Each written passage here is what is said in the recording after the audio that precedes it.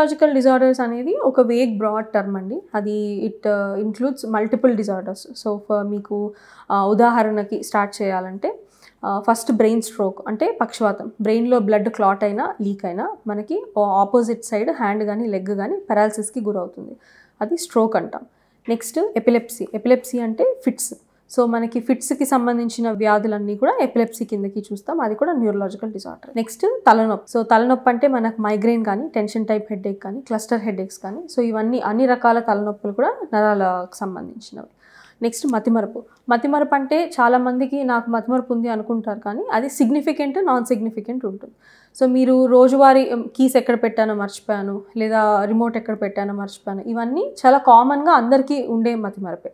So ఎప్పుడు మతిమరుపు మీరు దానికి ఇంపార్టెన్స్ ఇస్తారు, ఎప్పుడు మీరు డాక్టర్ని కన్సల్ట్ అవ్వాల్సి ఉంటుంది. మీ ఇంటికి సంబంధించిన దారి మర్చిపోవడం కానీ, మీరు ఎవరికైనా మనీ ఇచ్చి అది మర్చిపోవడం కానీ, లేదా బాగా క్లోజ్గా ఉన్న వ్యక్తులు పేర్లు కానీ మొహాలు కానీ గుర్తుపట్టలేకపోవడం కానీ, బట్టలు వేసుకునేటప్పుడు మీరు ఒక షర్ట్ కానీ ప్యాంట్ కానీ వేసుకునేటప్పుడు అది ఎలా వేసుకోవాలో మీకు అర్థం కాకపోవడం కానీ, ఇలాంటి బేసిక్ ఇవి కూడా మర్చిపోతున్నారు అనుకున్నప్పుడు అప్పుడు it is considered to be a neurological problem. Next movement disorders అంటాం. అంటే చేతులు బాగా వణుకడం, మీరు కనీసం ఒక కాఫీ కప్పు మీరు తాగలేకపోయేంత చేతులు వణకడం కానీ, లేదా తల కానీ చెయ్యి కానీ వంకర అయిపోయి కంటిన్యూస్గా చాలాసేపటి వరకు నొప్పితో కూడిన వంకర అయిపోవడం కానీ దాన్ని డిస్టోనియా అంటాం.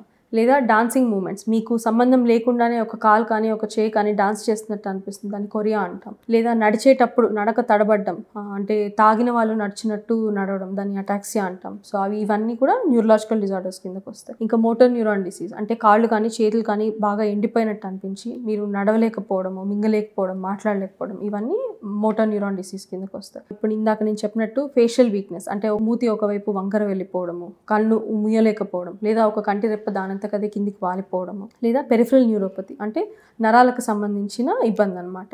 సో మీరు చెప్పులు వేసుకునేటప్పుడు అది గోడకి కానీ ఏదన్నా ఒకదానికి అడ్డు పెట్టి వేసుకోవాల్సి రావడము, లేదా నడుస్తున్నప్పుడు చెప్పులు జారిపోవడము, కాళ్ళు చేతులు తిమ్మిర్లు లాగా ఉండడము, కింద కూర్చొని లేవలేకపోవడము, దాన్ని మయోపతి అంటాం. సో ఇవన్నీ ఇప్పుడు నేను చెప్పినవన్నీ కూడా న్యూరలాజికల్ డిజార్డర్స్ అంటాం.